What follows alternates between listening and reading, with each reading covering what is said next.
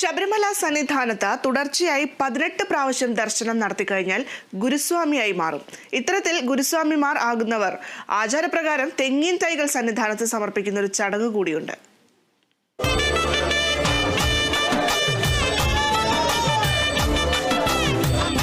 തത്വമസി മന്ത്രം ഉരുവിട്ട് 18 മലകയറ്റം പൂർത്തിയായ സ്വാമിമാർ സന്നിധാനത്ത് ഭസ്മക്കുളത്തിന് സമീപം തെങ്ങിൻ തൈ നടുന്ന ഒരു ആചാരമുണ്ട്.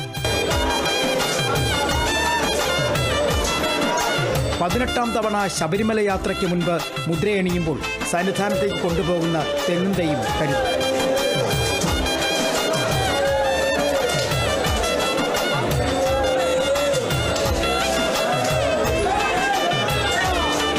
പതിനെട്ടാം പടി കയറി ദർശനം പൂർത്തിയാക്കി പിന്നീട് ഭസ്മക്കുളത്തിൽ കുളി കഴിഞ്ഞ് സമീപത്തെ സ്ഥലത്ത് ശരണം വിളികളോടെ തെങ്ങിൻ തൈ സമർപ്പിക്കുന്ന ചടങ്ങ് നടക്കും.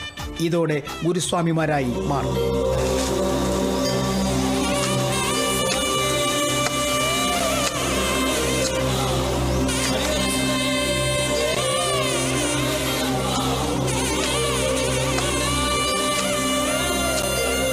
ഇതര സംസ്ഥാനങ്ങളിൽ നിന്നെത്തുന്ന തീർത്ഥാടകരാണ് ഈ പതിവ് കൃത്യമായും പാലിക്കുക.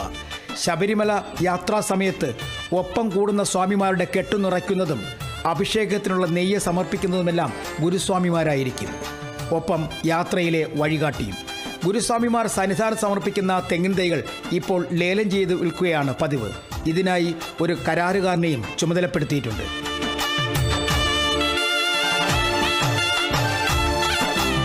Kerala Vision News, Sannidhanam.